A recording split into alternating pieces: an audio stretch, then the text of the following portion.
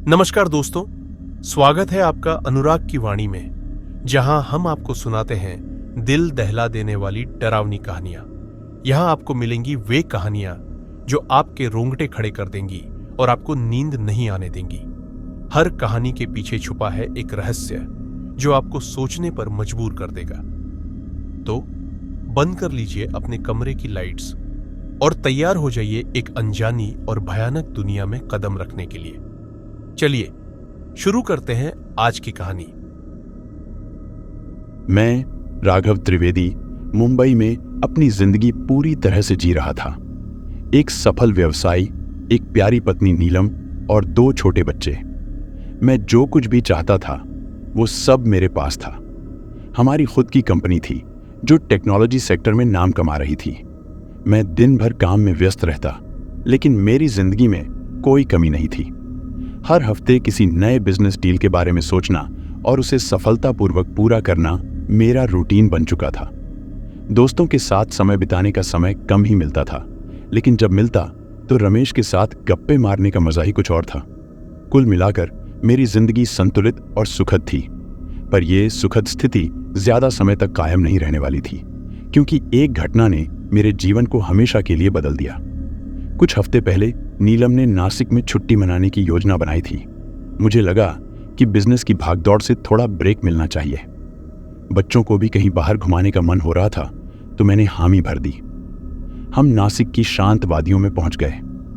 वहां का माहौल मुंबई के शोर शराबे से बिल्कुल अलग था। एक पुराने रिसोर्ट में ठहरने का फैसला किया, जहां से कुछ किलोमीटर दूर पहाड़ों के बीच एक ऐतिहासिक मंदिर भी था। यह मंदिर अपनी रहस्यमयता के लिए प्रसिद्ध था। नीलम और बच्चे मंदिर देखने जाना चाहते थे, तो मैंने सोचा कि क्यों न वहां भी एक शॉर्ट विजिट कर ली जाए। मंदिर के पास पहुंचने पर मेरी नजर अचानक एक औरत पर पड़ी। वह एकदम सफेद साड़ी में खड़ी थी, मानो हवा में लहराते हुए बाल उसके चारों तरफ एक अजीब सी रहस्यमयता पैदा कर रहे थे। उसका चेहरा इतना शांत और सुंदर था कि उसे देखते ही मैं हक्का बक्का रह गया। मेरे दिल की धड़कन तेज हो गई और एक पल के लिए मैं अपनी जगह से हिल भी नहीं सका। ऐसा लगा जैसे उसने मुझे अपनी आंखों से जकड़ लिया हो। उसकी आंखों में एक अनजानी सी गहराई थी जो मुझे भीतर तक खींच रही थी। मैंने नीलम से कुछ कहा भी नहीं, बस उसे देखता रहा। वह अचानक मंदिर की ओर मुड़ी और धीमे कदमों से अंदर चली गई, जैसे मुझे उसका पीछा करने का संकेत दे रही हो। मैंने खुद को समझाया कि यह एक सामान्य बात है, पर मेरे मन में कुछ हलचल थी। उसके जाने के बाद भी उसका चेहरा मेरी आंखों के सामने से हट नहीं रहा था। मैंने अपने कदम उसके पीछे मंदिर की ओर बढ़ा दिए। जब मैं अंदर पहुंचा तो वह वहां दिखाई नहीं दी। मंदिर शांत और अजीब तरीके से खाली था, सिर्फ कुछ दीपक जल रहे थे। उसकी उपस्थिति ने मेरे अंदर एक अजीब सी बेचैनी पैदा कर दी थी। मैं उसे खोजने लगा, लेकिन वह कहीं नहीं दिख रही थी। उस समय मुझे लगा कि मैं शायद कुछ ज्यादा ही सोच रहा हूं, लेकिन मेरे दिल के किसी कोने में वह औरत अब भी बसी हुई थी। मैंने जैसे ही मंदिर के गर्भगृह के पास कदम रखा, अचानक एक ठंडी हवा का झोंका आया और वातावरण एकदम भारी हो गया। मुझे लगा जैसे वहां कोई अदृश्य शक्ति थी। तभी एक हल्की सी आवाज मेरे कानों में आई, जैसे किसी ने मुझे बुलाया हो। मैं तुरंत पीछे मुड़ा, पर वहां कोई नहीं था। हवा अब भी ठंडी थी और मंदिर का माहौल अजीब हो गया था। मेरा दिल तेजी से धड़कने लगा। मैंने खुद को यकीन दिलाने की कोशिश की कि यह सब सिर्फ मेरा भ्रम है, लेकिन उस औरत की छवि अब भी मेरे दिमाग में घूम रही थी। उस दिन के बाद से कुछ भी पहले जैसा नहीं रहा। जब से नासिक के उस मंदिर में वह औरत दिखी थी, मेरा मन अजीब तरह से बेचैन रहने लगा था। दिन में भी उसका चेहरा मेरे सामने घूमता रहता था और रात को तो मैं जैसे उसकी आंखों में ही खो जाता था। उसके प्रति मेरे मन में एक अजीब सा आकर्षण बढ़ने लगा था। मैं चाहता था कि फिर से उसे देखूं, उससे मिलूं। यह ख्याल मुझे इतना घेरने लगा कि मैं अपने परिवार से कटने लगा। नीलम से बात करने का मन नहीं करता था। बच्चों के साथ समय बिताने की बजाय मैं अक्सर अकेला रहना चाहता था। रमेश, मेरा सबसे अच्छा दोस्त, जिसे मैं हर रोज मिलता था, अब मुझे बोझ जैसा लगने लगा था। मैंने खुद को समझाने की कोशिश की कि यह सब बस एक भ्रम है, पर उसका चेहरा बार बार मेरी आंखों के सामने तैरता रहता था। ऐसा लग रहा था मानो कोई अदृश्य शक्ति मुझे उसकी ओर खींच रही हो। कुछ दिनों के बाद मैंने महसूस किया कि वह औरत मेरे सपनों में आने लगी है। हर रात मुझे वह मंदिर का वही दृश्य दिखाई देने लगा जहां वह खड़ी होती थी और मुझे देखती थी। उसकी आंखों में एक गहरी रहस्यमयता थी, जैसे वह मुझे कुछ कहना चाहती हो। वह मुझे बुला रही थी अपने पास। मैं हर रात पसीने में भीगा जाग जाता था, लेकिन उसकी आवाज मेरे कानों में गूंजती रहती थी। ये सब इतना हकीकत जैसा लगता था कि मैं खुद को रोक नहीं पा रहा था। मैं कई बार सोचता कि यह बस एक सपना है, पर यह सपना इतना जीवंत था कि मुझे डरावना लगने लगा था। जैसे जैसे ये सपने बढ़ने लगे, मेरे अंदर का आकर्षण और भी गहरा होता चला गया। नीलम को मेरे व्यवहार में बदलाव का एहसास हो चुका था। वह अक्सर पूछती कि क्या सब कुछ ठीक है, पर मैं उसे कोई साफ जवाब नहीं दे पाता था। कभी कभी तो मैं खुद को ही समझ नहीं पाता था कि मेरे साथ क्या हो रहा है। नीलम मेरे करीब आना चाहती थी, पर मुझे अजीब सा असहज महसूस होता। मैंने उससे दूरी बनानी शुरू कर दी और वह यह सब देखकर चिंतित हो गई थी। वह मुझसे पूछती कि क्या कोई बात है, लेकिन मैं बस टाल मटोल करता रहा। कभी कभी मुझे लगता था कि मैं उसे सब कुछ बता दूं, पर फिर खुद को रोक लेता था। मुझे डर था कि वह यह सब समझ नहीं पाएगी या फिर मुझ पर हंसेगी। फिर एक दिन जब मैं अकेला बैठा था, अचानक मुझे लगा कि वही औरत मेरे पास खड़ी है। उसका चेहरा स्पष्ट था, जैसे वह हकीकत में मेरे सामने हो। मैं उसके साथ एक अजीब सी बातचीत करने लगा। वह मुझे अपने पास बुला रही थी, जैसे वह जानती हो कि मैं उसे ढूंढ रहा था। उसने कुछ नहीं कहा, पर उसकी आंखें बहुत कुछ कह रही थीं। मैं उससे पूछना चाहता था कि वह कौन है, क्यों मेरा पीछा कर रही है, पर मेरे शब्द अधूरे रह गए। उसकी मुस्कान में एक अजीब सी रहस्यमयता थी, जिसने मेरे दिल की धड़कनें बढ़ा दी। मुझे ऐसा लगा कि हमारे बीच कुछ गहरा संबंध है, जिसे मैं अभी पूरी तरह से समझ नहीं पा रहा हूं। वह चली गई, पर उसकी उपस्थिति मेरे दिमाग में छा गई। इस बीच मुझे उसके असली इरादों का पहला संकेत भी मिलने लगा। मैं जितना उसके करीब जाता, उतना ही अजीब घटनाएं मेरे आसपास घटने लगती। घर में अजीब आवाजें आने लगी। मुझे बार बार ठंड का एहसास होता, जैसे कोई अदृश्य शक्ति मेरे करीब हो। मैं इसे नजरअंदाज करने की कोशिश करता, पर अंदर ही अंदर मुझे महसूस होने लगा कि वह सिर्फ एक औरत नहीं है। उसकी ताकत और प्रभाव मुझ पर बढ़ता जा रहा था और मैं उसकी गिरफ्त में धीरे धीरे फंसता जा रहा था। जब से मैं उस यक्षिणी के मोह में पड़ा था, मेरी जिंदगी उलझने लगी थी। उसके प्रति मेरा आकर्षण बेकाबू हो गया था, लेकिन मेरे मन में कहीं न कहीं यह बात भी थी कि यह सब गलत है। एक दिन मैंने खुद से फैसला किया कि अब और नहीं, मुझे अपने परिवार के पास लौटना होगा। मैं नीलम और बच्चों के लिए गुनहगार महसूस करने लगा। यक्षिणी ने मुझे जितना अपने वश में किया था, मैं उतना ही उससे दूर जाने का फैसला कर चुका था। मैंने सोचा कि अगर मैं उसे नजरअंदाज कर दूंगा तो शायद सब कुछ ठीक हो जाएगा। मैंने अपने मन में यह ठान लिया कि अब मैं अपने परिवार पर ध्यान दूंगा और इस अजीब आकर्षण से बाहर निकलूंगा।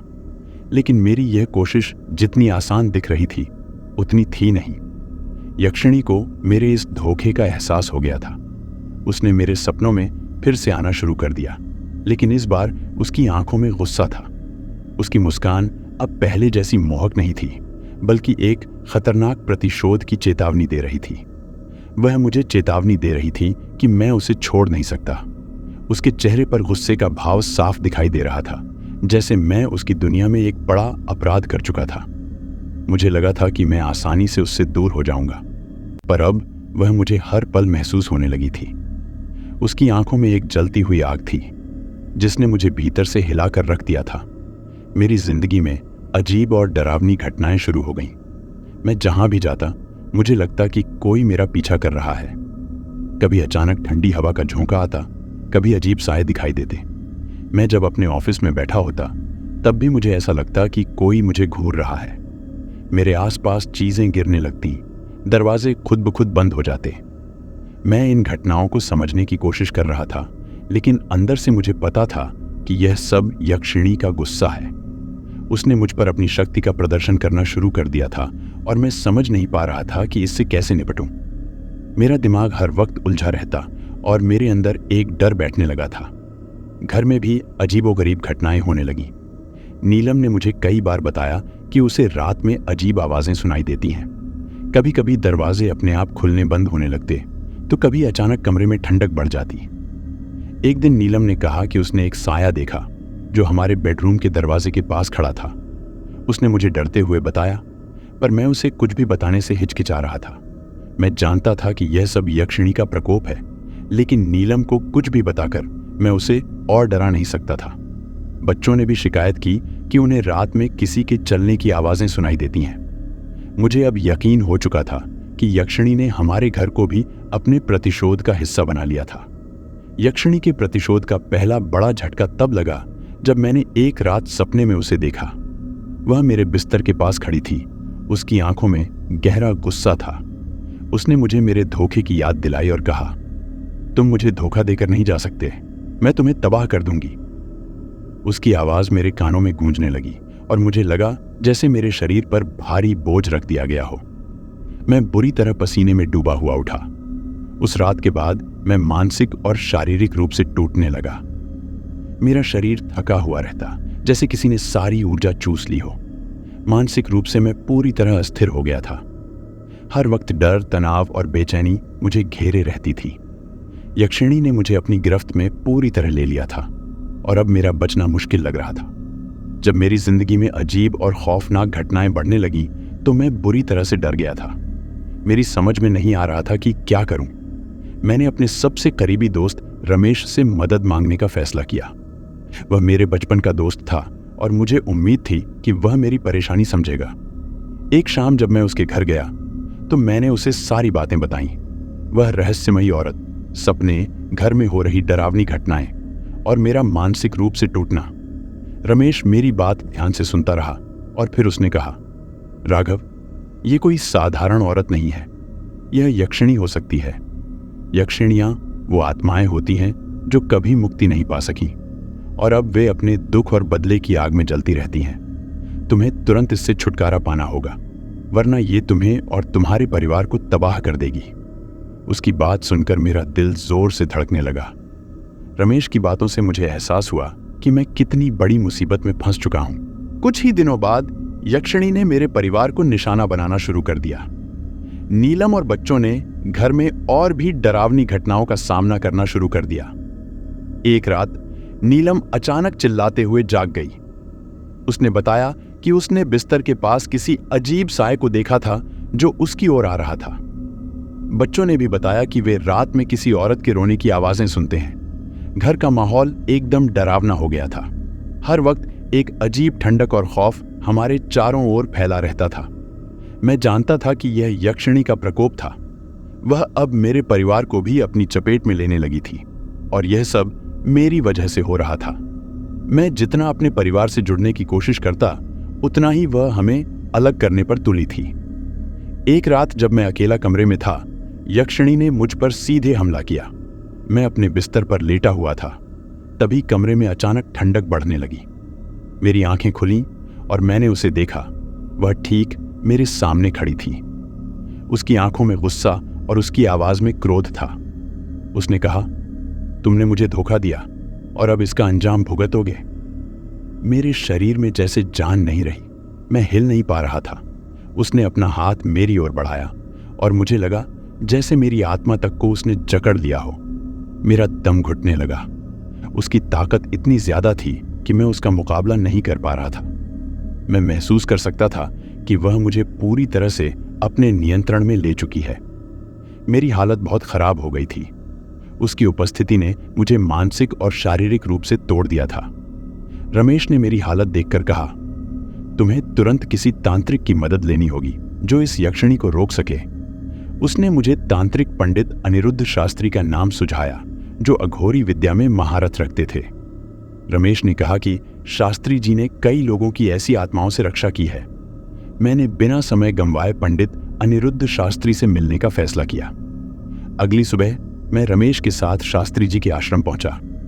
यह आश्रम शहर से दूर एक जंगल के पास स्थित था और वहां का वातावरण रहस्यमय और थोड़ा डरावना था।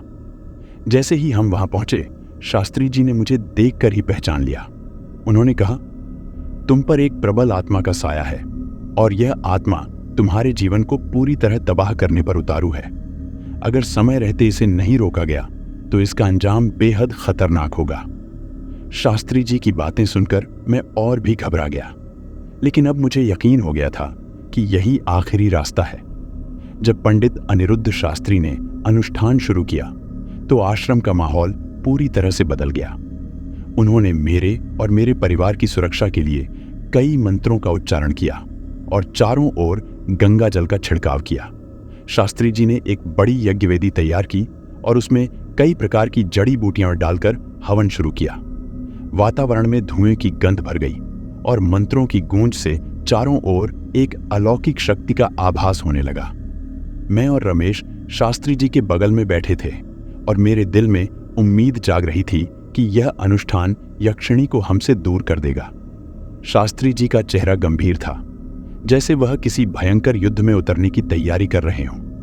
लेकिन जैसे ही अनुष्ठान आगे बढ़ा, अचानक हवाओं में बदलाव महसूस हुआ। एक भयंकर ठंडक कमरे में फैलने लगी। शास्त्री जी की आंखों में चिंता साफ दिखाई देने लगी। यक्षिणी की शक्तियां अनुष्ठान के दौरान ही हावी होने लगी थी। शास्त्री जी ने मंत्रों का उच्चारण और तेज कर दिया, लेकिन अब उनका स्वर कांपने लगा था। यह आत्मा बेहद शक्तिशाली है, उन्होंने कहा। यह इतनी आसानी से नहीं मानेगी।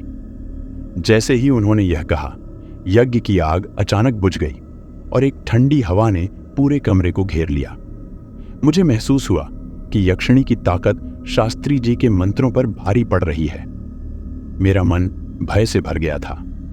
मुझे अब लगने लगा था कि यक्षिणी की शक्ति अनिरुद्ध शास्त्री के सभी प्रयासों को ध्वस्त करने वाली थी। इसके बाद यक्षिणी ने मेरे सपनों में और भी भयानक रूप से प्रकट होना शुरू कर दिया। हर रात मुझे डरावने सपने आते, जहां वह मुझे घेरे रहती, मेरे पास आती और मेरे कानों में फुसफुसाती, तुम मुझसे बच नहीं सकते।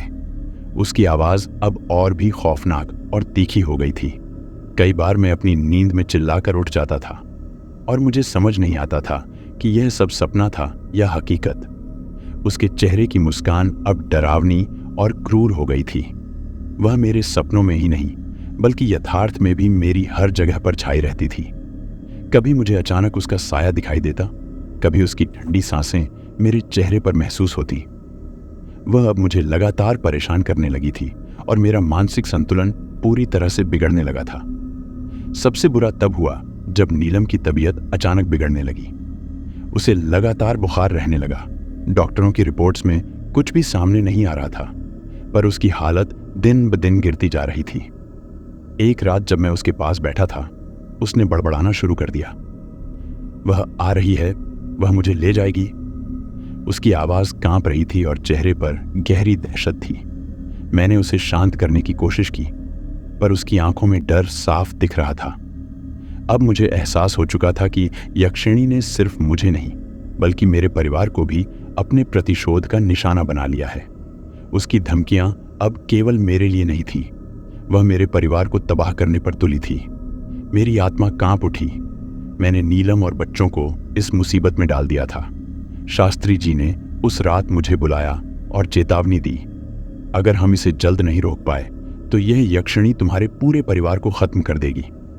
यह आत्मा सिर्फ बदला चाहती है और अगर इसका प्रतिशोध पूरा न हुआ तो इसका क्रोध किसी भयंकर आपदा में बदल जाएगा।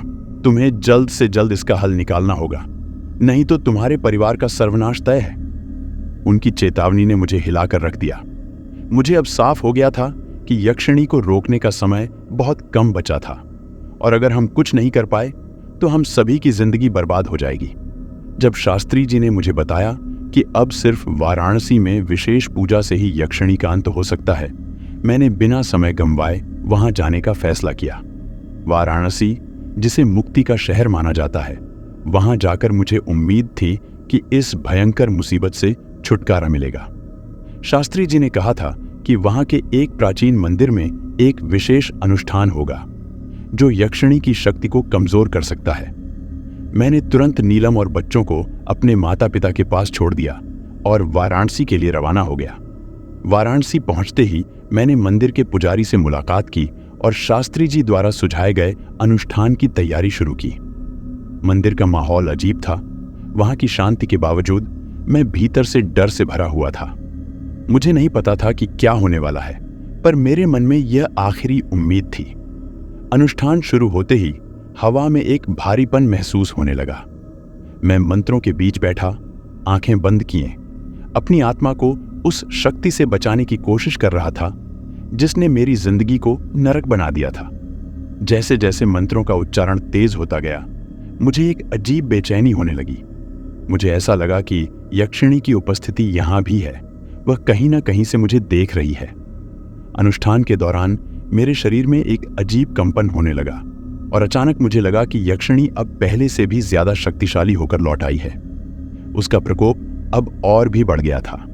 उसकी ताकत मुझे चारों ओर से जकड़ने लगी थी। वह वापस आ गई थी और इस बार उसका इरादा मुझे पूरी तरह खत्म करने का था। अनुष्ठान खत्म होने के बाद मैं कमरे में अकेला था। तभी यक्षिणी मेरे सामने प्रकट हुई। उसका चेहरा और भी विकृत हो चुका था। उसकी आंखों में गुस्सा और चेहरे पर बदले की आग जल रही थी। उसने मुझे देखा और कहा, तुम्हें लगा कि तुम मुझसे बच सकते हो? मैं तुम्हें तबाह कर दूंगी। उसकी आवाज में अब वह मोहकता नहीं थी, बल्कि सिर्फ क्रोध और प्रतिशोध की लहर थी। उसने मेरे सामने आकर मुझे अपने बंधन में ले लिया। मैं महसूस कर सकता था कि उसका प्रकोप अब मेरे पूरे शरीर पर हावी हो चुका है। मेरी सांसें थमने लगी और मेरी आंखों के सामने अंधेरा छाने लगा। उसकी शक्ति इतनी ज्यादा थी कि मैं हिल भी नहीं पा रहा था। मैंने उसकी ओर देखा और मुझे एहसास हुआ कि मैं अब बच नहीं सकता। यक्षिणी ने कहा, तुमने मुझे धोखा दिया और अब तुम्हें इसका परिणाम भुगतना होगा। उसने अपने हाथ से मेरे गले को जकड़ लिया और मैं दर्द से चीखने लगा। उसका स्पर्श जलन जैसा था और मेरे पूरे शरीर में दर्द की लहर दौड़ गई। उसकी आंखों में सिर्फ नफरत थी। मुझे लगा कि अब यही मेरा अंत है। मैं जानता था कि मैंने गलती की थी, लेकिन अब उसकी सजा इतनी भयंकर होगी, ये मैंने कभी सोचा नहीं था। उसकी ताकत ने मुझे पूरी तरह तोड़ दिया था। मेरी हर कोशिश नाकाम हो रही थी और मैं उसकी गिरफ्त में पूरी तरह से जकड़ चुका था। तभी अचानक शास्त्री जी ने दरवाजा खोला और भीतर दाखिल हुए।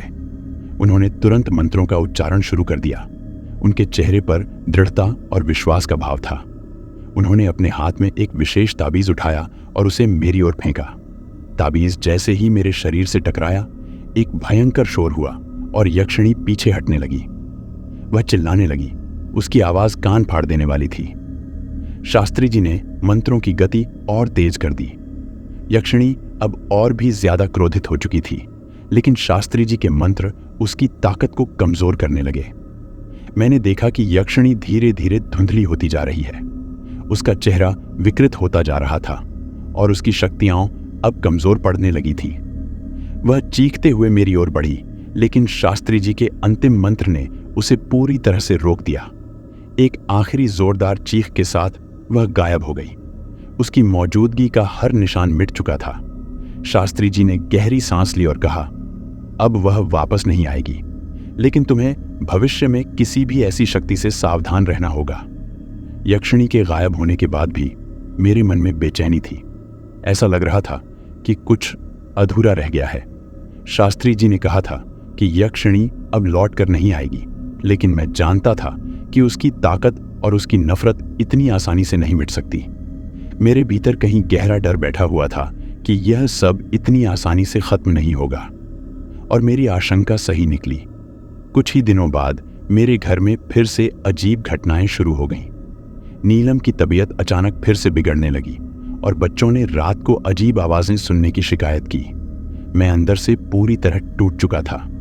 अब मुझे समझ में आ चुका था कि यक्षिणी का प्रतिशोध अब भी पूरा नहीं हुआ था। उसने अभी भी मेरा पीछा नहीं छोड़ा था। शास्त्री जी का अंतिम प्रयास असफल हो चुका था और यक्षिणी का प्रतिरोध अब और भी खतरनाक रूप में लौट आया था।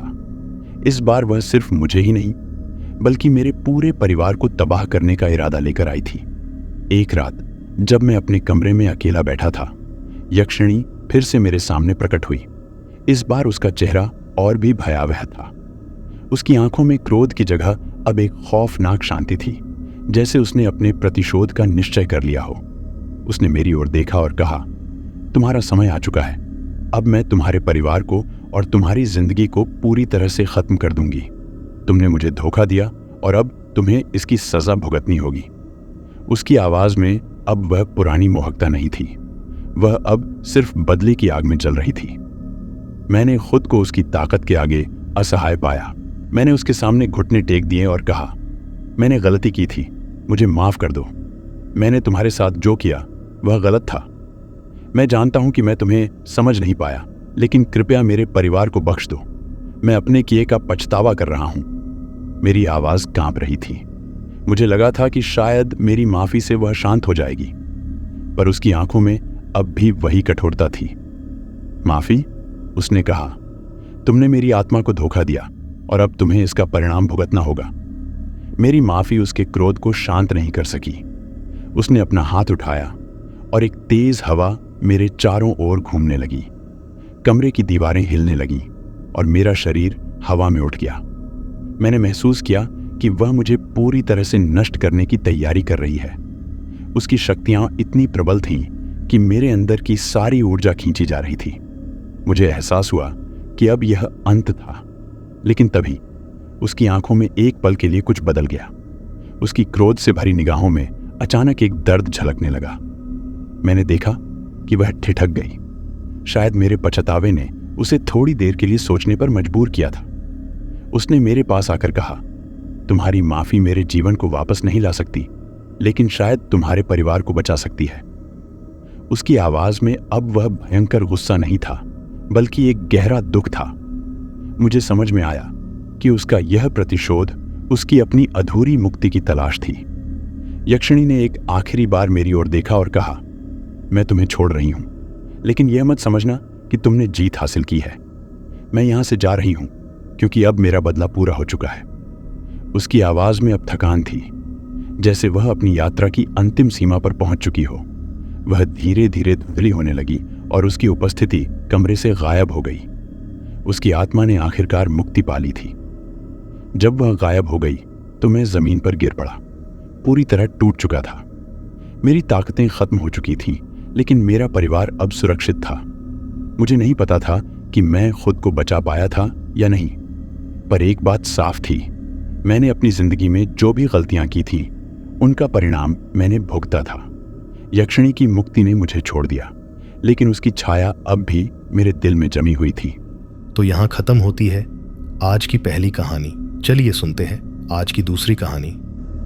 जब से मूलाधार की साधना मैंने शुरू की थी, उसके कुछ ही दिनों बाद से मुझे जो कुछ आतंरिक रूप से अनुभव प्राप्त हुआ था, उन सब से मुझे ऐसा लगता था कई अदृश्य प्राणी मेरे चारों ओर चक्कर लगा रहे हैं। उनके अस्तित्व का तो स्पष्ट अनुभव होता था, पर वे चाहते क्या है यह समझ में नहीं आ रहा था। दोपहर का समय था। अपने कमरे में तख्त पर लेटा था।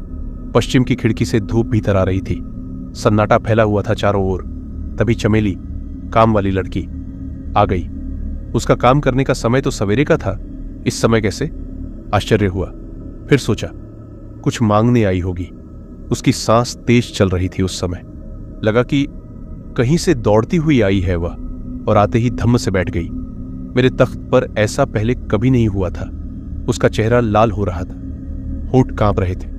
फटी फटी आंखों से देख रही थी वह मेरी ओर। उन नेत्रों में कौन सा दावानल धधक रहा था, समझ न सका मैं। उसके व्यवहार में सहजता नहीं थी। खुले लंबे बाल पीठ पर बिखरे हुए थे। मैं कौतूहल और भय मिले भाव से उसकी ओर देख रहा था, उसके असामान्य रूप को। क्या देख रहा है तू? बोल, पहचाना नहीं? कैसे पहचानेगा? तू तो मुझे अपनी नौकरानी चमेली समझ रहा है। मैं चमेली नहीं हूं, मैं डाकिनी हूं। डाकिनी, मूलाधार शक्तिपीठ की महाशक्ति डाकिनी। समझ में आया कुछ? यह सुनकर एक बारगी में स्तब्ध रह गया। समझते देर न लगी। चमेली के शरीर में प्रवेश कर आई थी डाकिनी। अपने खुले बालों को बांधती हुई बोली, तुम जैसे लोग सोचते हैं कि मुफ्त में सब कुछ मिल जाए, लेकिन मुफ्त में कुछ नहीं मिलता। मूल्य चुकाना होगा। जितना मूल्य देने के लिए तैयार होगे, उतने ही तुम पात्र बनते जाओगे। जितनी तुम्हारी तैयारी है, उतना तुम्हें अवश्य मिल जाएगा, इसमें संदेह नहीं। जो व्यक्ति जितना पात्र होता है, उससे कम या ज्यादा उसे नहीं मिलता। योग्यता और प्राप्त होना एक ही चीज के दो नाम हैं। यही कारण है कि हम आध्यात्मिक शक्ति पाने के लिए इधर उधर भटकते फिरते हैं पागलों की तरह। कहीं कुछ मिल जाए, कोई सिद्धि उपलब्धि हो जाए, किसी संत महात्मा की कृपा मिल जाए। तुम जिस मार्ग पर चल रहे हो वह कभी समाप्त होने वाला नहीं है। तुम जितनी योग्यता प्राप्त करोगे उतनी ही होगी उपलब्धि। थोड़ा रुक कर डाकिनी बोली, मैं तुमको सिद्ध हो चुकी हूं। जो भी साधक मूलाधार पर अधिकार कर लेता है उसी को सिद्ध हो जाती हूं मैं, इसमें संदेह नहीं। मेरी सिद्धि जीवन के हर मोड़ पर तुम्हारे लिए सहायक सिद्ध होगी। वह मोड़ कैसा भी हो। बार बार इस तरह मेरा आना संभव नहीं है, लेकिन बिना आए काम भी तो नहीं चलता। क्या करूं? विवश जो हूं। तुमसे बात करने के लिए इतनी व्याकुल थी कि चमेली के शरीर को माध्यम बनाना पड़ा मुझे। अब तो मेरा आना असंभव है, पर मेरी अगोचर उपस्थिति का आभास समय समय पर मिलता रहेगा। डाकिनी की रहस्यमयी बातें सुनकर अवाक और स्तब्ध रह गया मैं। कुछ सोचूं, कुछ समझे कि उसके पहले कमरे में एक चीख गूंज गई और उसी के साथ चमेली लुढ़क कर गिर गई कमरे के फर्श पर। बेहोशी की स्थिति में थी चमेली। हतप्रभ सा देखता रह गया मैं चमेली को। कोई साधारण व्यक्ति इस समय देखता तो मेरे बारे में क्या सोचता। दूसरे दिन सुनने में आया कि उसी रात बिना कुछ कहे चमेली चली गई कहीं। यह सुनकर मैं सन्न रह गया। कहाँ गई होगी वह भोली भाली लड़की। चरित्र की स्वच्छ स्वस्थ थी चमेली। उसी समय बाबा के पास गया। सारी कथा सुनाई उनको मैंने। बाबा ने ध्यान से सब सुना, बोले कुछ नहीं। आंखें बंद किए रहे, जाने क्या सोचते रहे बाबा। बाद में बाबा ने जो कुछ मुझे बतलाया उसे सुनकर मैं दंग रह गया एक बारगी। देह विद्युत सबसे बहुमूल्य है। तीनों शरीरों, स्थूल शरीर, भाव शरीर या वासना शरीर और सूक्ष्म शरीर की विद्युत एक दूसरे से बिल्कुल भिन्न है। वे कम न हो और उनकी उत्तरोत्तर वृद्धि हो, इसके लिए आवश्यक है कम से कम बोलना, अधिक से अधिक एकांत में रहना, प्रकृति के समीप रहना, स्त्री स्पर्श से अलग रहना, किसी के भी सिर पर हाथ न रखना, मस्तक का स्पर्श न करना, आवश्यक समझकर किसी को आशीर्वाद देना, मूर्खों और दूषित संस्कार वालों से अलग रहना, अपने पैरों का स्पर्श न करने देना, विधवा स्त्री, रोगी, अपाहिज कपटी व्यक्ति से तो कभी चरण स्पर्श नहीं कराना चाहिए। ये तत्काल आतंरिक शक्ति का क्षय कर देते हैं। सबसे अधिक शक्ति सूक्ष्म शरीर में होती है। इन सब से यह तुरंत प्रभावित होती है, जिसका प्रभाव चिंतन, मनन, ध्यान, जप, पूजन आदि पर पड़ता है।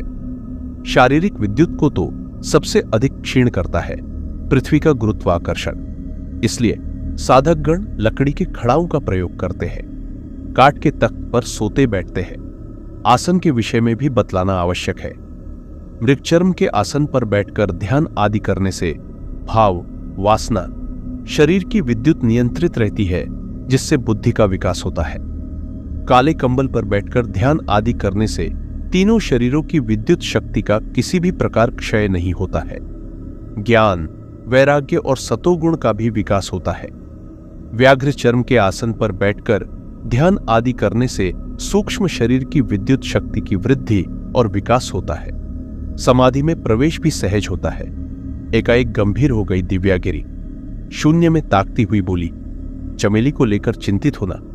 यह सुनकर चौंक पड़ा मैं। इस योगिनी को कैसे पता चल गई मेरे मन की बात? अपने को संभाला और उत्तर दिया, हां, आपका कहना सत्य है। चमेली मेरी नौकरानी थी। 2 बार डाकिनी ने उसकी देह में प्रवेश किया था और उसके बाद अचानक न जाने कहां चली गई चमेली। आज पूरे 20 दिन हो गए। काफी खोजा गया पर अभी तक नहीं मिली। साधिका हंस पड़ी मेरी बात सुनकर, बोली, चमेली है और वह भी अमरकंटक में। अरे, ये क्या कह रही है आप? जाकर देख लो।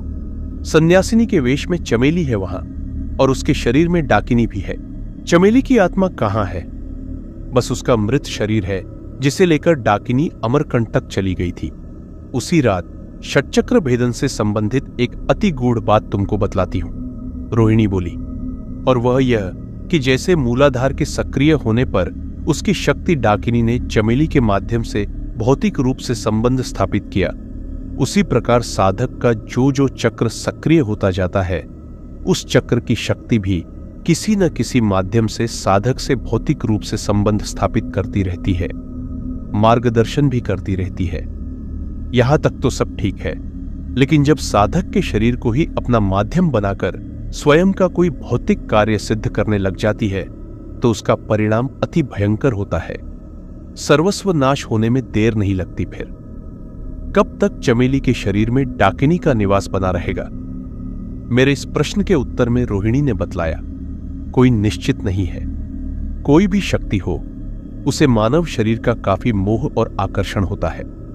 जब उसका चमेली के शरीर से मोह समाप्त हो जाएगा तभी अलग होगी वह। दूसरे ही दिन मैं अमरकंटक के लिए रवाना हो गया। उस सन्यासिनी को खोजने में अधिक समय नहीं लगा मुझे। कौन भला यह जानता था कि एक साधारण युवती के शरीर में एक दुर्दर्श अभौतिक शक्ति आसन जमाए बैठी है। मैं स्वयं स्तब्ध रह गया। चमेली की काया देखकर सांवला रंग गोरे रंग में निखर आया था। शरीर भी पहले से और सुगठित हो गया था। विलक्षण तेज से दपदप करता चेहरा, बड़ी बड़ी आंखों में अजीब सा सम्मोहन, मुंडित सिर और शरीर पर काशाय वस्त्र। समझते देर न लगी मुझे डाकिनी की माया थी सब। मुझे देखते ही प्रसन्न हो उठी डाकिनी। लगता था जैसे मेरी ही प्रतीक्षा कर रही थी वह महाशक्ति। पहले काफी देर तक मुस्कुराती रही, फिर बोली, चमेली की खोज में आए हो ना? घबराओ मत, अभी मुझे रहने दो उसकी काया में, फिर देखा जाएगा। उसकी बातों से लगा कि चमेली को अब वह छोड़ने वाली नहीं है। एक सरल चित्त आत्मा बलि चढ़ गई मेरे कारण एक तमोगुणी शक्ति के हाथों। विषण्ण हो उठा मेरा मन एक बार की। रात में काफी देर तक नींद नहीं आई। कभी चमेली के संबंध में तो कभी डाकिनी के संबंध में सोचता रहा मैं। भोर के समय तंद्रिल अवस्था में देखा, एक सुंदर स्त्री मेरे सामने खड़ी मुस्कुरा रही थी। आयु अधिक नहीं थी, बस 18 वर्ष के लगभग। गोरा रंग, छरछरा बदन, घने बाल, कजरारी आंखें, गालों पर लावण्य के कण, पतले गुलाबी ओठ, गले में रत्न जड़ित स्वर्णहार, हाथों में कंगन और देह पर गुलाबी रेशमी साड़ी। कौन है या क्या काम है मुझसे? मेरे पास क्यों आई है? अभी यही सब सोच रहा था कि युवती का कोमल स्वर कानों में पड़ा। पहचाना नहीं तुम? कैसे पहचानोगे भला? चमेली की काया के भीतर जो नहीं हो। सुनकर रोमांचित हो उठा, तुम डाकिनी हो? हां, मैं डाकिनी ही हूं। ठीक पहचाना। जिस काया को तुम देख रहे हो वो चमेली की नहीं है, किसी और की भी नहीं है। स्वयं इस शरीर की रचना अपने आप को प्रकट करने के लिए मैंने की है।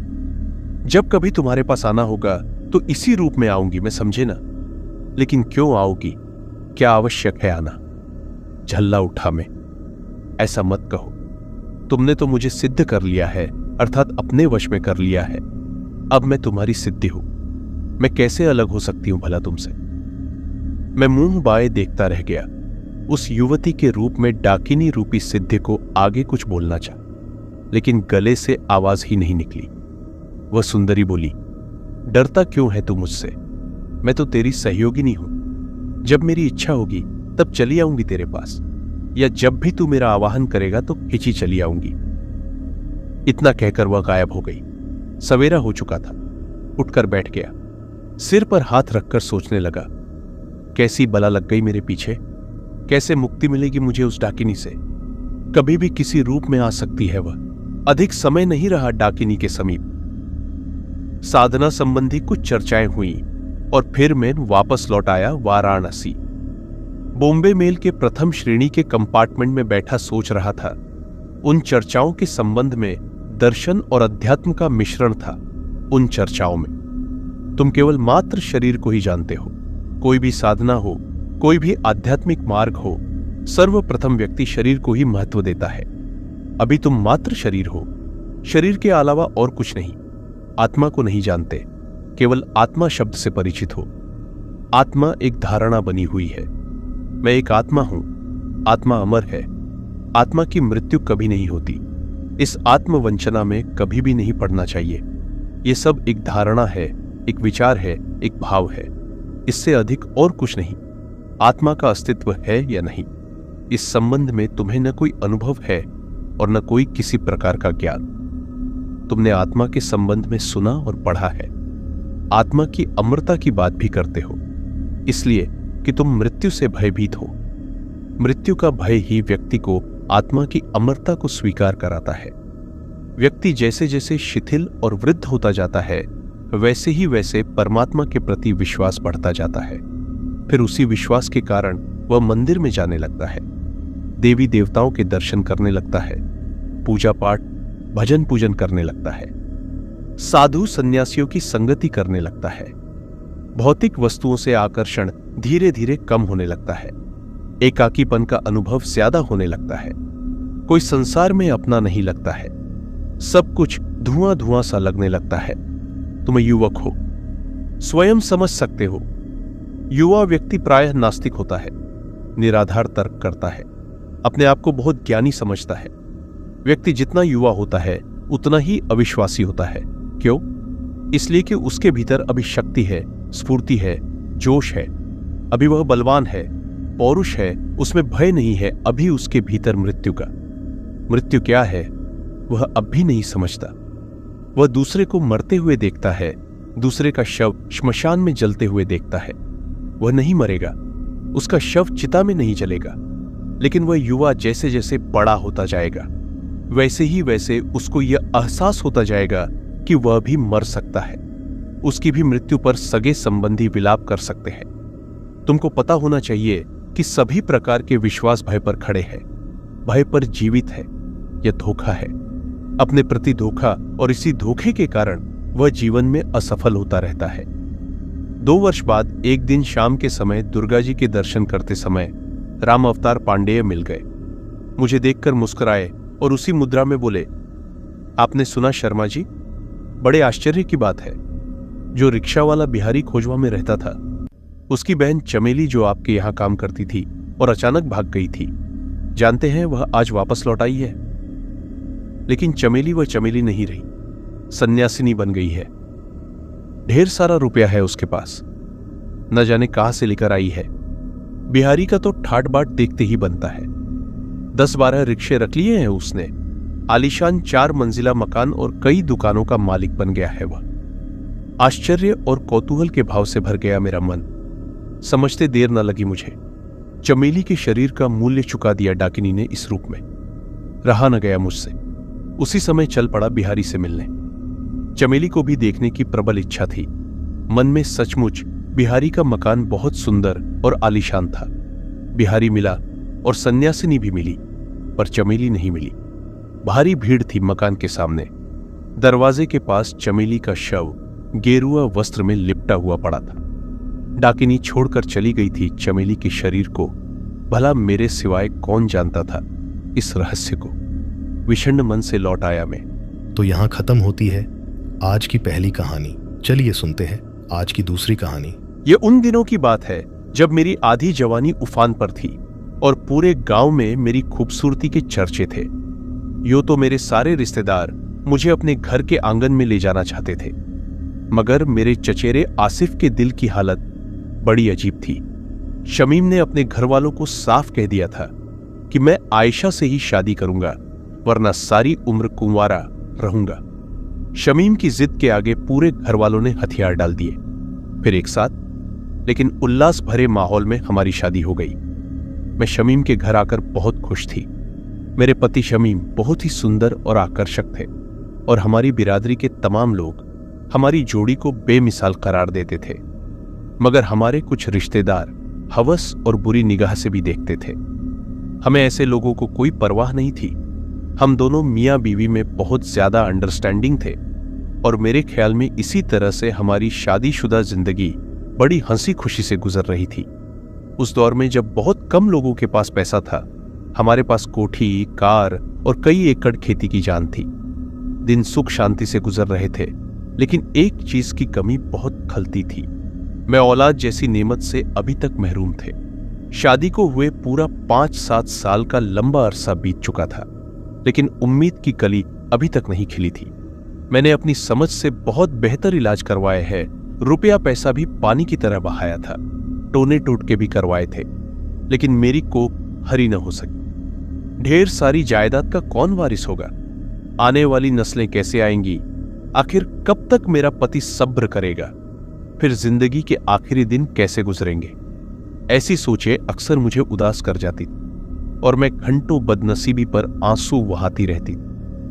इसलिए मुझे उदास और सोच से घिरा देखकर मेरा पति मुझे तसल्लियां देता रहता था, लेकिन औलाद न होने का दुख मुझे अंदर ही अंदर खाए जा रहा था। मैं गीली लकड़ी की तरह सुलगती रहती थी। मेरी इच्छा महरूमियों और उदासियों को देखकर शमीम ने मुझे मेरी मां के पास भेज दिया था। मेरी मां एक दूर दराज गांव में रहती थी। मेरे गांव में मेरी सारी सहेलियां थीं, लेकिन सारिका मेरी सबसे गहरी और शुभचिंतक सहेली थी। सारिका की शादी हालांकि मेरे बाद हुई थी, लेकिन उसके आंगन में 2 फूल खिले हुए थे। जब मैं सारिका के घर गई तो उसके बच्चों को देखकर मेरे मन में बच्चों से महरूमी का एहसास और भी बढ़ गया था। सारिका मेरी पुरानी सहेली थी। उसने मेरी दिल की हालत फौरन भांप ली थी। वो मुझे तसल्ली देते हुए कहने लगी, खुदा पर भरोसा रखना चाहिए। आसमानों पर रहने वाली हस्ती एक दिन जरूर तुम्हारे आंगन में फूल खिलाएगी। मैं तुम्हें एक बुजुर्ग के पास ले जाऊंगी। उनका आस्थाना यहां से कुछ मील ही दूर है। उनके पास जाकर अक्सर औरतों की मुराद पूरी हो जाती है। कई औरतों को औलाद उनकी दुआ के नतीजों से हुई है। परेशान होने की कोई बात नहीं है। एक सुबह वो खूब बन संवर कर आ गई और मुझे पीर साहब के पास चलने को कहा। सारिका, क्या हम शादी में जा रहे हैं जो तुमने इतना भड़कीला लिबास पहन रखा है? मैंने पूछा था। मैं उसकी बात सुनकर खिलखिला उठी थी, क्योंकि मैं तो उसे गंवार औरत ही समझी थी, मगर बात बड़े पते की कही थी। वो मुस्कुराकर, वहां पर काफी लोग होते हैं, अच्छा लिबास आदमी की शख्सियत उजागर कर देता है। मैं सादा लिबास पहनकर पीर साहब के आस्थाने की तरफ चल पड़ी। हम जब पीर साहब के आस्थाने पर पहुंचे तो वहां भारी भीड़ लगी हुई थी, जिसमें मर्दों के बजाय औरतों की तादाद ज्यादा थी और हर औरत ने लगदक लिबास पहन रखा था। वो पीर साहब के आस्थाना कम और औरतों का मीना बाजार ज्यादा नजर आता था। पीर साहब का घर एक बड़ी हवेली थी। आंगन में फूलों की क्यारियां बड़ा अच्छा समा बांध रही थी। पीर साहब की 2 खूबसूरत बीवियां रंगीन पलंगों पर विराजमान थी। कई नौकरानियां पीर साहब की बेगमों की सेवा में लगी हुई थी। मैं उन बेगमों के शाही ठाट बाट देखकर हैरान रह गई। उन्हीं नौकरानियों में से एक खास किस्म की नौकरानी ने हमारा हाल चाल जाना और आने की वजह पूछी।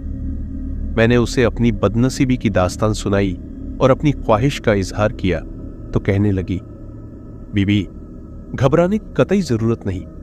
तुम खाली दामन लेकर यहां आई हो, लेकिन दामन में मुरादें भरकर यहां से जाओगी। हमारे पीर साहब रोते हुए लोगों को पल भर में खुश कर देते हैं। तुम कुछ मिनट इंतजार करो, मैं पीर साहब तुम्हारे लिए टाइम लेकर आती हूं। मैं इंतजार करने लगी। थोड़ी देर बाद वो नौकरानी चली गई तो मैं बड़ी शांति से पीर साहब की करामात का इंतजार वापस आई और मुझे अपने साथ पीर साहब के खास कमरे में ले गई। कमरा क्या था? एक खूबसूरत ड्राइंग रूम था, जिसके दरो दीवार से खुशबुओं की भीनी भीनी महक पर एक तिलिस्म सा बरपा कर रही थी। नौकरानी ने बादब होकर पीर साहब को मेरे आने का मकसद बताया। पीर साहब ने मेरी तरफ देखा तो मैंने हल्का सा घूंघट निकाला हुआ था। बीबी, क्या नाम है तुम्हारा? पीर साहब ने सीधे मेरी कर पूछा था। आंखों में आंखें डाल मैंने शर्म के मारे नजरें झुकाते हुए कहा, बंदी को आयशा खान कहते हैं। देखो आयशा, हम फकीर लोगों से शर्म कैसी? घूंघट हटाओ और हमारी तरफ देखो। रौबदार लहजे में पीर साहब ने हुक्म दिया तो मैंने डरते डरते घूंघट उठा दिया। बहुत खूब, कुर्बान जाऊं इस कायनात के मालिक पर जिसने इतना खूबसूरत शादकार बनाया। पीर साहब ने मेरा खूबसूरत चेहरा देखकर कहा और मैं शर्म से पानी पानी हो गई। एक गैर मर्द के मुंह से अपनी तारीफ सुनकर मेरे दिल की धड़कनें तेज हो गई। अपने पति के अलावा मेरा किसी मर्द से पाला नहीं पड़ा था।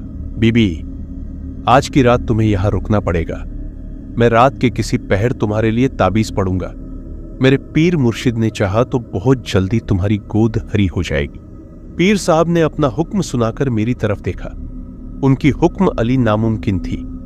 औलाद की ख्वाहिश मेरे दिल में बड़ी शिद्दत से जाग उठी थी। ठीक है पीर साहब, हम यहीं रुक जाएंगे, मैंने कह दिया। मेरी बात सुनकर पीर साहब खुश हो गए थे। उन्होंने नौकरानी को बुलाया और हुक्म दिया, इन्हें मेहमान खाने में पहुंचा दिया जाए। अच्छा सरकार, नौकरानी ने ताबेदारी से कहा और मुझे एक खास कमरे में छोड़कर चली गई। नौकरानी के बाहर जाते ही मैं सारिका के पास चली गई और उसे बताया कि पीर साहब कोई ताबीज लिख कर देंगे। सारिका खुश हो गई। आयशा, तुम बहुत ज्यादा खुशकिस्मत हो कि पीर साहब ने इतनी जल्दी ताबीज लिख देने के लिए हामी भर ली है। ना औरतों को तो पीर साहब के आस्थाने पर कई कई चक्कर लगाने पड़ते हैं ताबीज लिखवाने के लिए, फिर कहीं जाकर काम बनता है। बातें मत बनाओ और मेरे लिए खाने पीने का बंदोबस्त करो, भूख के मारे पेट में चूहे कूद रहे हैं। अच्छा हुजूर, कहकर सारिका बाहर की तरफ चली गई और मैं बच्चे के हसीन सपनों में खो गई। रात का खाना खाने के बाद पीर साहब की हवेली में घुप्प अंधेरा छा गया। रात का खाना खाने के बाद पीर साहब की हवेली में घुप्प अंधेरा छा गया। पीर साहब के कमरे में एक लालटेन जल रही थी। जब पीर साहब ने मुझे अपने कमरे में बुलाया तो लालटेन की मध्यम रोशनी में मुझे पीर साहब का चेहरा बहुत ही भयानक नजर आया। वो एक पलंग पर बैठे कुछ पढ़ रहे थे। मैं खौफ के मारे सहम कर एक चारपाई पर बैठ गई। पीर साहब के चेहरे की भयानकता और हौतशक निगाहों के साथ उनके अंदर छिपा शैतान अंधेरे के बावजूद साफ नजर आ रहा था। पीर साहब का खौफनाक रूप देखकर मैं उस वक्त को याद कर रही थी जब मैंने दहलीज के बाहर कदम रखा था। पीर साहब की कामुक निगाहें लगातार मेरे जिस्म में उलझी हुई थी। रात आहिस्ता आहिस्ता भीगती जा रही थी और मैं परेशानियों की मझधार में डूबती जा रही थी। मुझे अपनी उमंगों और ख्वाहिशों की बेल सिरे चढ़ती नजर नहीं आ रही थी। फिर अचानक मेरा दिमाग अंधेरे में गिरता चला गया। मैं नीचे ही नीचे को गहराइयों में गिरता महसूस करने लगी। खुद रात का न जाने कौन सा पहर था जब मैंने अपने गालों पर किसी के हाथों का स्पर्श महसूस किया। मैंने हड़बड़ाकर आंखें खोल दी। देखा तो पीर साहब मेरे गालों को सहला रहे थे और उनकी आंखों से हवस टपक रही थी। वो शैतान की माफिक बहक गया था। पीर साहब, ये क्या है? मैंने झुंझलाकर पूछा। पीर साहब ने होठों पर अंगुली रखकर मुझे खामोश होने का इशारा किया, मगर मेरे अंदर की औरत अब जाग चुकी थी। मैंने पूरी ताकत से उस खबीस को परे धकेल दिया और वहां से भाग उठी। रात का डरावना सन्नाटा छाया हुआ था, मगर मेरे अंदर न जाने कौन सी ताकत आ गई थी जो मुझे ऐसा करने पर उकसा रही थी। मैंने हिम्मत न हारी और वीरान सुनसान खेतों में से होती हुई भागती चली गई। हर तरफ अंधेरे की चादर फैली हुई थी और आखिरी रातों का चाँद अपनी बेबसी पर मातम मना रहा था। भागते हुए उस पीर के रूप में शैतान का भयानक चेहरा मेरे जहन में था। रात का पुरवसर सन्नाटा, जरा माहौल देखकर बच्चे की इच्छा खुद ब खुद दम तोड़ गई थी। खेतों और खलियानों के पेड़ छिन्न और भूतों की तरह नजर आ रहे थे। खौफ और दहशत के मारे मेरा पूरा जिस्म पसीने से तर हो गया था। धड़कनें बेकाबू होती जा रही थी। चारों तरफ सन्नाटे का आलम था। भागती जा रही थी कि रास्ते में एक बहुत बड़ा कब्रिस्तान आ गया। कब्रिस्तान को सामने पाकर मेरे दिल की धड़कन कुछ और बढ़ गई, लेकिन दूसरे ही लम्हे मेरी नजर कब्रिस्तान में बने एक मकान पर पड़ी। उस मकान में हल्की हल्की रोशनी की किरणें थी। वो किसी जिंदा इंसान की निशानदेही कर रही थी। रोशनी देखकर मेरी जान में जान आई और दिल को कुछ हौसला मिला। मैं भागती भागती उस मकान के अंदर चली गई, मगर वहां का मंजर देखकर मेरे गले से एक तेज चीख निकल गई। एक भयानक घृणित शक्ल वाली औरत लंबे लंबे बाल बिखेरे कफन में लिपटे एक बच्चे को लोरी सुना रही थी।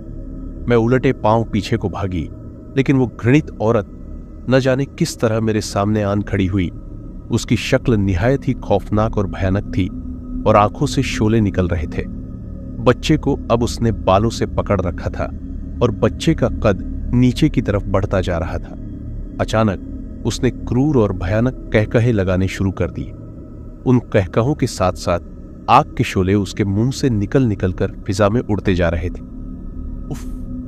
मेरे खुदाया मौत को अपने इतने करीब देखकर जिस्म की सारी ताकत खत्म होने लगी थी। मेरा मन अंधेरों में डूबने लगा और मैं गश खाकर जमीन पर गिर पड़ी। उस बदसूरत चुड़ैल ने जब बालों से पकड़कर मुझे ऊपर उठाया तो मुझे महसूस होने लगा कि मैं अभी जिंदा हूं। मैंने नीम बेहोशी की हालत में देखा तो उसने एक जोरदार तमाचा मेरे गालों पर मारते हुए वो मुंह मेरी तरफ फेंक दिया। ज्यों ही वो मुर्दा बच्चा मुझसे टकराया, मेरे समूचे जिस्म में आग सी लग गई। आग के खूंखार शोले मुझे घायल करने लगे। मैं पागलों की तरह चीखती पुकारती हुई अपने आप को उस चुड़ैल से बचाने के लिए कब्रिस्तान में दौड़ रही थी और मुझे कब्रिस्तान से निकलने का कोई भी रास्ता नहीं मिल रहा था। हर तरफ कब्रें ही कब्रें दिखाई दे रही थी। खौफ और भय की वजह से मेरे पूरे जिस्म में सनसनाहट फैली हुई थी। मेरे जिस्म का रोया रोया मारे डर के कांप रहा था। इधर उधर दौड़ते हुए मैं एक कब्र से टकराई और उस कब्र का दहाना खुल और मैं कब्र के अंदर धड़ाम से चली गई। मैंने चीखना चाहा, लेकिन मेरी बोलने की ताकत ही जैसे खत्म हो चुकी थी। अपने जिस्म की सारी ताकत जमा करके मैं कब्र से बाहर आई तो कब्र के दहाने पर काला नाग फन फैलाए बैठा हुआ था। उसकी फुफकार से कब्र की मिट्टी जमीन से उड़ रही थी और उसकी आंखों से चिंगारियां निकल रही थी। जो ही मैंने कब्र से निकलकर भागना चाहा, वो फन उठाकर मुझे डंसने दौड़ा, मगर मैं भागती जा रही थी। मैंने एक दिशा का चुनाव करके भागना शुरू कर दिया। थोड़ी दूरी तय करने के बाद जब मैंने मुड़कर देखा तो वह नाग मेरे पीछे दौड़ रहा था। मैंने अपनी रफ्तार और तेज कर दी। मौत का फरिश्ता मेरे पीछे था और मैं जिंदगी और मौत के बीच सरपट भाग रही थी। कुछ दूरी और तय की तो दरख्तों का झुंड नजर आया। एक बूढ़ा आदमी लालटेन लिए उस झुंड से निकल रहा था। तुम कौन हो, भूत या चुड़ैल? बाबा जी मुझे अपनी ओर आते देखकर सहम गए और चिल्लाकर पूछने लगे। मैं मुसीबत की मारी एक लड़की हूं बाबा। बड़ी मुश्किल से ये शब्द मेरे होठों से निकले। मैं भागकर बाबा जी से लिपट गई। उसके बाद मुझे कुछ होश नहीं रहा। जब होश में आई तो सुबह की रोशनी सामने थी। चिड़ियों की चहचहाहट ने दिल को बहुत हौसला दिया। मैंने दूसरी ओर देखा तो बाबा जी आंखें बंद किए खुदा की इबादत में खोए थे। रात की सारी घटनाएं मेरे सामने आ गईं। ये शायद रात वाले ही बाबा जी थे। बाबा जी, जब मैंने उन्हें पुकारा तो वह एकदम चौंक गए।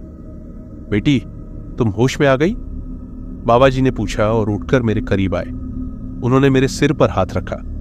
हाँ बाबा जी, मैंने इतना ही कहा था कि मेरे सब्र का बांध टूट गया और मैं फूट फूट कर रोने लग गई।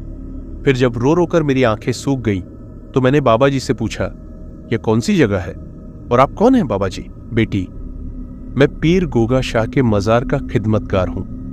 रात को पता नहीं कब मेरी आंख खुल गई और खुलने पर मुझे ऐसा लगा जैसे कोई मुझे चीख चीख कर पुकार रहा है। पहले तो मैंने उसे अपना वहम समझा, लेकिन जब मैं किसी ऊपरी हुक्म से बाहर आया तो वो आवाजें तेज होती चली गई। मैं लालटेन उठाकर पेड़ों के झुंड से निकला तो तुम तेज रफ्तार से मेरी तरफ चली आ रही थी। तुम्हें इस तरह अपनी तरफ आते देख मैं चलता गया और फौरन आयत पढ़ना शुरू कर दिया। इस तरह खुदा के पाक कलाम से मैं दुनिया के हर खौफ पर काबू पाकर तुम्हारी तरफ बढ़ने लगा। उसी बीच तुम किसी डरे हुए बच्चे की तरह मुझसे लिपट गई। जिस्म पसीने से तर था और दिल की धड़कन बहुत तेजी से चल रही थी। फिर तुम बेहोश होकर गिर पड़ी। तुम्हें उठाकर अपनी कुटिया में ले आया, तुम्हारे होश में आने की दुआ मांगने लगा।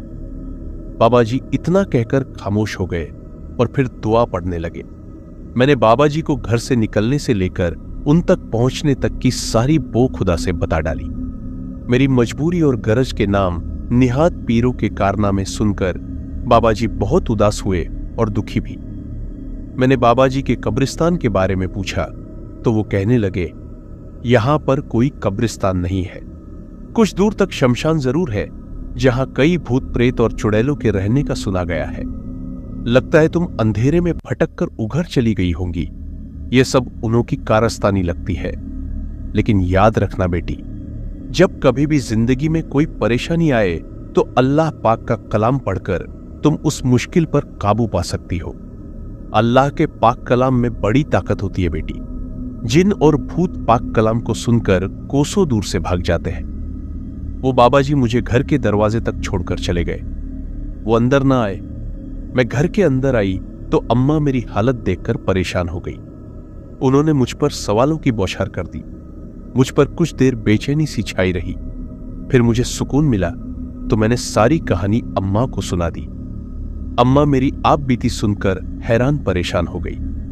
मैंने अपनी सहेली सारिका से बोलचाल बंद कर दी थी, क्योंकि उसी की वजह से मुझे यह सब बर्दाश्त करना पड़ा था। गांव में जाकर मुझे जिस बर्बादी का सामना करना पड़ा था उसे मैं आज तक नहीं भूल पाई हूं।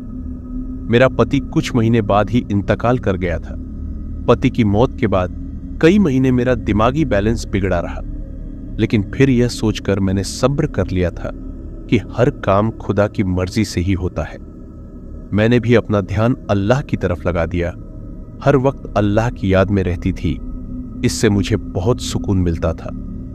धीरे धीरे मेरा दिल दुनिया के हंगामों से उचाट होता चला गया। मैंने तन्हाई अपना ली थी।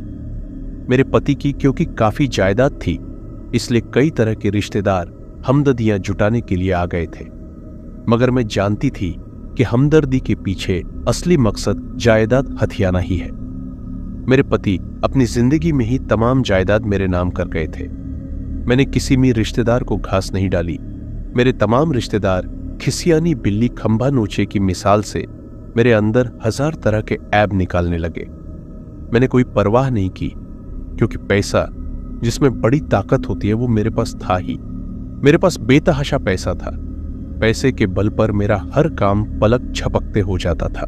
कई साल बाद जब मैं अपने गांव अपनों से मिलने गई तो बाबा जी से मिलने गई थी, जहां पहुंचकर खौफ से मेरा दिल बुरी तरह धड़कने लगा था। कई साल गुजर जाने के बावजूद कब्रिस्तान की वो खौफनाक रात मेरी आंखों के सामने आ गई थी।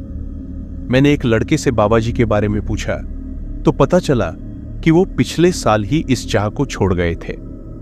बाबा जी के इंतकाल का सुनकर मुझे दिली सदमा हुआ। वो मेरे मोहसिन रक्षक थे। मैंने बाबा जी की कब्र के बारे में पूछा तो वो लड़का मुझे साथ लेकर चल पड़ा। बाबा जी की कब्र पर मैंने फातिहा पढ़ी तो मेरी आंखों में आंसू मचल गए।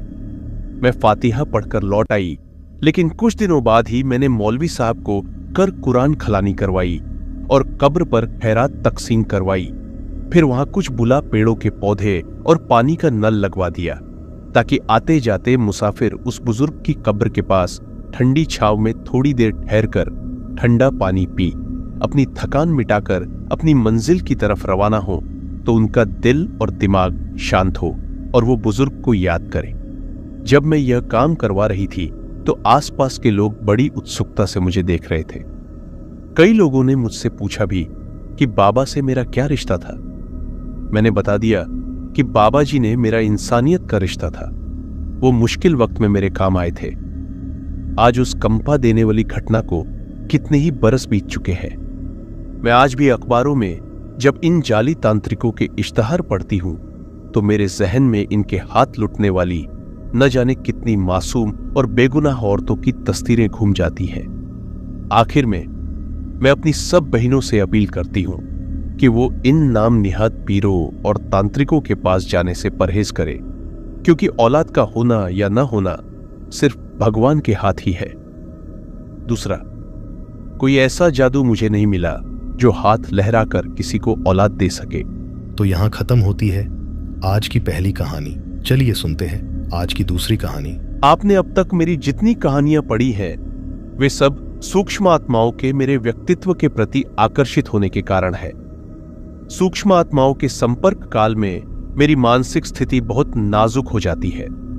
चित्त उद्भ्रांत हो उठता है, किंतु मस्तिष्क सक्रिय रहता है। परिणाम यह होता है कि भूत, भविष्य, वर्तमान तीनों काल मेरे मानस पटल पर एक साथ उभरने लगते हैं। मनुष्य की सच्चाई और उसका असली रूप भी मेरे सामने बिल्कुल नंगा हो जाता है।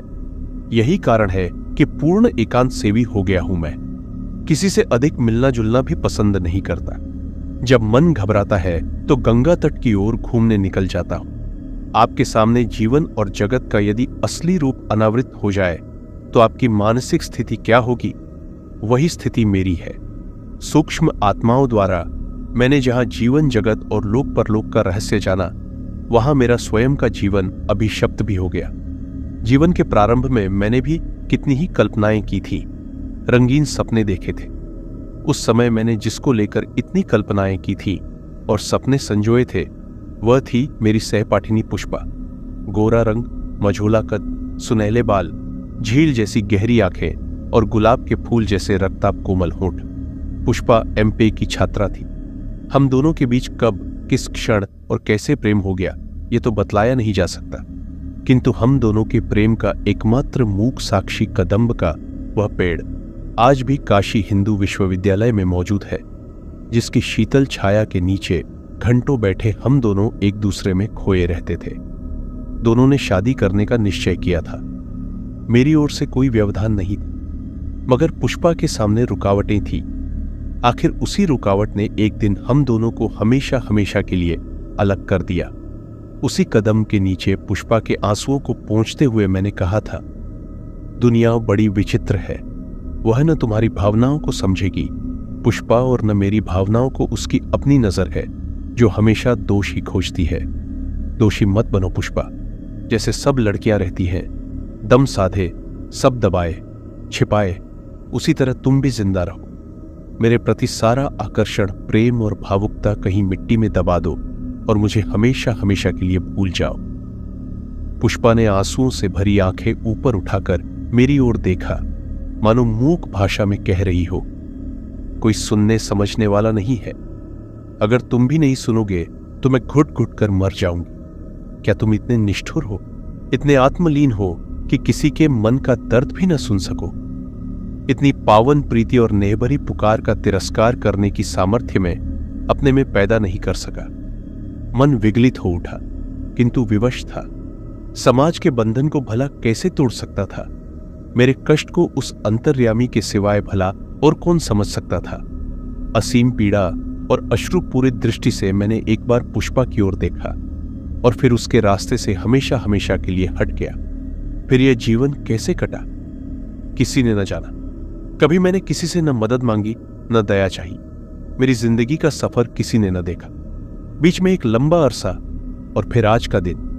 पुष्पा और उसकी पावन प्रीति सब कुछ भूल चुका था, मगर 30 वर्षों के दीर्घ अंतराल के बाद जब सहसा पुष्पा का पत्र मिला तो मैं चौंक पड़ा।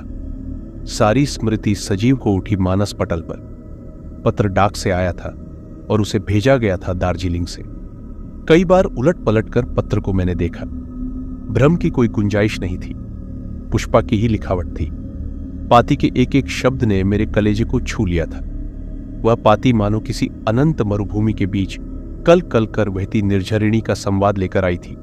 वह पाती मानो सकुचाकर बोली, कुछ कहना चाहती हूं, सुनोगे? और थका हारा मैं बोल पड़ा, जरूर सुनूंगा, कहो क्या कहना चाहती हो। उसी दिन से मैं उद्विग्न रहने लगा। रात को श्रांत क्लांत सा लेटता तो लगता जैसे पुष्पा आकर सिरहाने खड़ी हो गई है और मेरे ऊपर झुककर मोह भरे शब्दों में कह रही हो, काफी थक गए हो, लाओ तुम्हारा सिर दबा दूं। कितना काम करते हो तुम, देखकर कलेजा फट जाता है मेरा। इतनी मेहनत मत किया करो, लाओ तुम्हारे पांव दबा दूं। उस समय में अस्फुट स्वर में उस अदृश्य छाया से कह बैठता, तुम आ गई हो तो जीवन का सारा क्लेश, सारी व्यथा, सारा कष्ट भूल गया हो। कितना संतुष्ट हूं, कितना सुखी हूं मैं तुम्हारे सान्निध्य में। तुम मेरे साथ रहोगी ना? छाया भी मानो अस्फुट स्वर में कहती, मैं तुम्हारी हूं और हमेशा तुम्हारी ही रहूंगी। एक दिन दूसरा पत्र आया। लिखा था, मैं एक भटकती हुई आत्मा हूं। मुझे तुम्हारा सहारा चाहिए, तुम्हारी सहायता चाहिए। तुम्हारे अलावा संसार में और कोई मेरा उद्धार करने वाला नहीं है। एक बार दार्जिलिंग आओ, मुझसे मिलो। मैं अब तुम्हारे ही साथ रहना चाहती हूं। मेरे लिए अब सारा बंधन टूट चुका है। मैं रोज तुम्हारी राह देखूंगी, आओगे ना? दीर्घ अंतराल के बाद मिलने वाली इस प्रीति का मैं कैसे तिरस्कार कर पाता? दार्जिलिंग का पता तो था ही मेरे पास। पहले कलकत्ता गया, फिर वहां से दार्जिलिंग मेल से रवाना हुआ। रास्ते में अनेक प्रश्न मन में उभरते रहे। सोचा, हम एक दूसरे को कैसे पहचानेंगे? इतना अंतराल जो हो गया था। अब तो वह बूढ़ी हो गई होगी, बाल सफेद हो गए होंगे, आंखें भी कमजोर हो गई होंगी।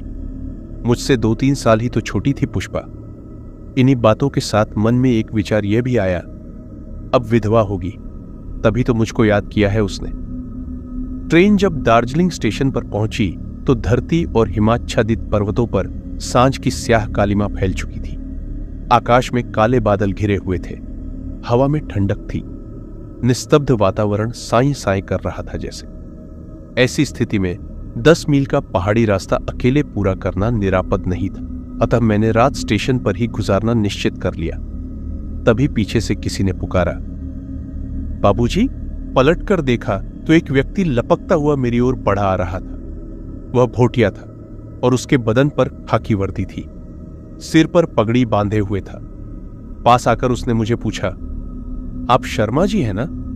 बनारस से आना हुआ है ना? मैंने सिर हिलाकर हां कहा तो उसने बतलाया कि वह पुष्पा जी का ड्राइवर है। उन्होंने कार भेजी है आपको लाने के लिए। सुनकर आश्चर्य हुआ मुझे। पुष्पा को कैसे मालूम हुआ कि मैं आज आने वाला हूं, वह भी दार्जिलिंग मेल से। ड्राइवर का नाम बहादुर सिंह था।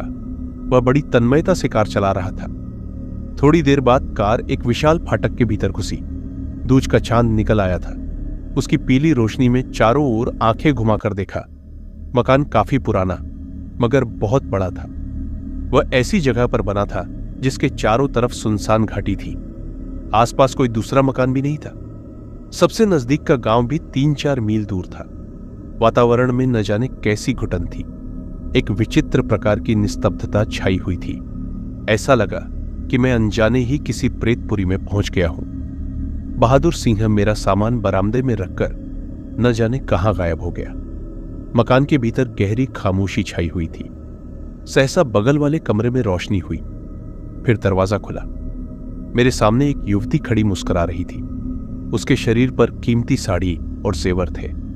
ऐसा लगा जैसे अभी अभी श्रृंगार करके चली आ रही है। हठात मेरे मुंह से निकल पड़ा, पुष्पा। हां, वह पुष्पा ही थी, मगर उसमें जरा सा भी परिवर्तन नहीं हुआ था। 30 वर्ष पहले ही जैसी पुष्पा मेरे सामने खड़ी मुस्कुरा रही थी। वह मुझे एक कमरे में ले जाकर पलंग पर बैठती हुई बोली, सफर में थक गए होगे, पहले नाश्ता कर लो और थोड़ा आराम भी कर लो, बाद में बातें होंगी। कमरा काफी आलीशान था। सोचने लगा कि अजमेर की रहने वाली साधारण परिवार की पुष्पा दार्जिलिंग कैसे पहुंच गई, फिर वह इतने ऐश्वर्य की स्वामिनी कैसे बन गई। मेरे मन में उथल पुथल मची हुई थी। मस्तिष्क काम नहीं कर रहा था। तभी चांदी के गिलास में दूध और चांदी की तश्तरी में नमकीन और मिठाई लेकर पुष्पा आ गई। टेबल पर नाश्ता रखती हुई बोली, कितने साल बाद हम लोग मिले हैं। तुमने शादी नहीं की ना? बर्फी का टुकड़ा मुंह में रखकर मैंने कहा, नहीं, प्यार तुमसे किया और शादी किसी दूसरे से करूं, यह कैसे हो सकता है?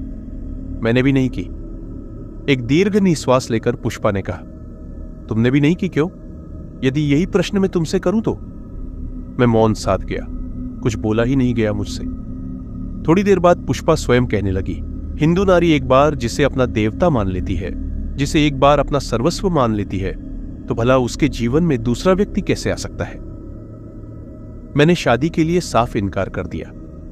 मैं अपने पैरों पर खड़ी होना चाहती थी। संयोग से मुझे एक स्कूल में नौकरी मिल भी गई।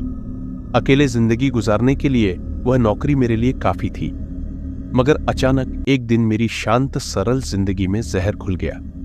जिस मकान में मैं रहती थी वह मेरे दूर के रिश्ते के भाई का मकान था। उसी ने मुझे नौकरी दिलाई थी। एक रात शराब के नशे में मेरे साथ उसने जबरदस्ती अपना मुंह काला कर लिया। मैं बहुत रोई, गिड़गिड़ाई, पर वह नराधम मेरा सर्वस्व लूट कर ही माना। मैं लाचार थी, भला क्या कर सकती थी? उसने मेरी विवशता का नाजायज फायदा उठाया। फिर तो वह रोज ही मेरे साथ वासना का खेल खेलने लगा। पाप के परिणाम को सामने आते देर नहीं लगी। मैं गर्भवती हो गई। मेरे सामने अंधकार छा गया। समाज और परिवार को मुंह दिखाने लायक भी नहीं थी मैं। आखिर मैंने आत्महत्या करने का निश्चय कर लिया और एक रात में अपनी पाप की गठरी लिए नदी की ओर चल पड़ी। मगर मौत ने भी मुझे सहारा न दिया। पाप से तो छुटकारा मिल गया, मगर जिंदगी से मुक्ति नहीं मिली।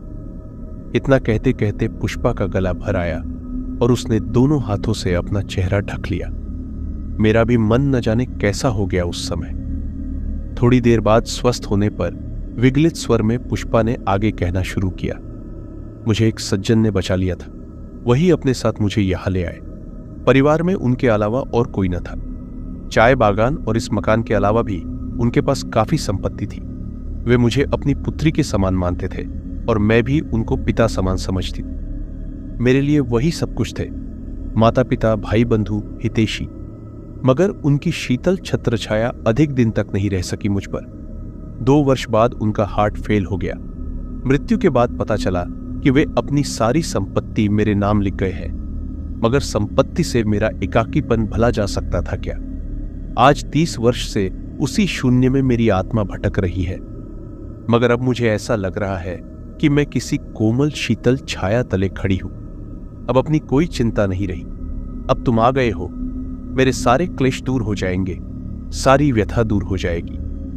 बोलते बोलते पुष्पा ने मेरे हाथों को अपने हाथों में ले लिया। पुष्पा कहने लगी, अब तो कोई व्यवधान नहीं है, कोई रुकावट नहीं है। आज इस सूनी मांग में तुम सिंदूर भर दो, इन सूनी कलाइयों में सुहाग की चूड़ियां पहना दो। मेरे देवता, मैं तुम्हारी हूं और हमेशा तुम्हारी ही रहूंगी। कहते कहते पुष्पा मुझसे लिपट गई और फफक फफक कर रोने लगी। किसी प्रकार पुष्पा को अपने आप से अलग कर मैं धीरे से जाकर खिड़की के पास खड़ा हो गया। सारी सृष्टि जैसे गहन निस्तब्ध अंधकार में डूबी हुई थी। बादलों से ढके आकाश में जब तब बिजली चमक उठती थी। सहसा कमरे का बंद दरवाजा फटाक से खुला और कंधे पर बंदूक लटकाए कई आदमी कमरे में घुस आए। मैं कुछ समझे इसके पहले ही एक लंबा तगड़ा आदमी लपक कर पुष्पा के नजदीक पहुंचा और बंदूक की नली उसके सीने से सटाता हुआ कर्कश स्वर में बोला, आज तुम नहीं बच सकती, बतलाओ माल कहां है। उसी समय न जाने कहां से बहादुर सिंह आ गया। वह हाथ में रॉड लिए हुए था, मगर अकेला वह क्या कर सकता था। अपनी मालकिन की कोई मदद करता। इसके पहले ही तड़ाक की आवाज हुई और एक गोली सनसनाती हुई उसकी छाती चीरती हुई उस पार निकल गई। दूसरे ही पल उसका निर्जीव शरीर लड़खड़ा कर गिर पड़ा। पुष्पा के सामने वह यमराज जैसा व्यक्ति अभी भी बंदूक ताने खड़ा था। पुष्पा भय और आतंक के मारे बुरी तरह कांप रही थी। अन्य आतताई सारे मकान में घूम रहे थे। समझते देर न लगी, वे सब पहाड़ी डाकू थे। मगर आश्चर्य की बात यह थी कि मुझ पर किसी की नजर नहीं पड़ी। मैं खिड़की के पास दुबका खड़ा था। अचानक फिर गोली के छूटने की आवाज आई और वातावरण में एक मर्मभेदी चीत्कार गूंज उठी। मैंने देखा पुष्पा दोनों हाथों से छाती दबाए जमीन पर छटपटा रही थी। उसका सारा शरीर खून से लथपथ था। कुछ ही क्षणों में उसने भी दम तोड़ दिया। हत्या और लूटपाट करके डाकू चले गए, तब मेरी चेतना लौटी। मेरे सामने दो दो लाशें पड़ी थीं, खून में डूबी हुई। भगवान, ये सब क्या है? कहां आकर फंस गया मैं? इसके बाद मैं अपने पर नियंत्रण न रख सका। आप ही अनुमान लगाइए, उस समय यदि आप वहां होते तो कैसी स्थिति होती आपकी? इतनी दूर से क्या सोचकर आया था और क्या हो गया? मैं बेतहाशा भागता हुआ सड़क पर आ गया। धीरे धीरे अंधेरा सिमट रहा था और पूरब का आसमान सफेद हो चला था। सवेरा होने ही वाला था। भागता हुआ और पूछता हुआ मैं पुलिस स्टेशन पहुंचा और एक ही सांस में रात की सारी घटना मैंने पुलिस इंस्पेक्टर को सुना दी। मगर उस पर कोई प्रतिक्रिया नहीं हुई। बस वह मेरी ओर अपलक देखे जा रहा था। मैंने सोचा शायद मेरी बातों पर उसे यकीन नहीं हो रहा है। मैंने दृढ़ स्वर में पूछा, जो कुछ मैंने बतलाया है इंस्पेक्टर, क्या उस पर विश्वास नहीं हो रहा है? विश्वास है, इंस्पेक्टर बोला, लेकिन जिस घटना को आप सुना रहे हैं वह कल नहीं बल्कि इसी महीने में इसी तारीख को आज से 30 वर्ष पहले घटी थी। है, आप क्या कह रहे हैं? व्यग्र होकर मैं बोला, अपनी आंखों से मैंने सब कुछ घटित होते हुए देखा है। मैं कब कह रहा हूं कि आपने नहीं देखा, पर जो कुछ देखा वह सब भयंकर प्रेतलीला थी। प्रेतलीला?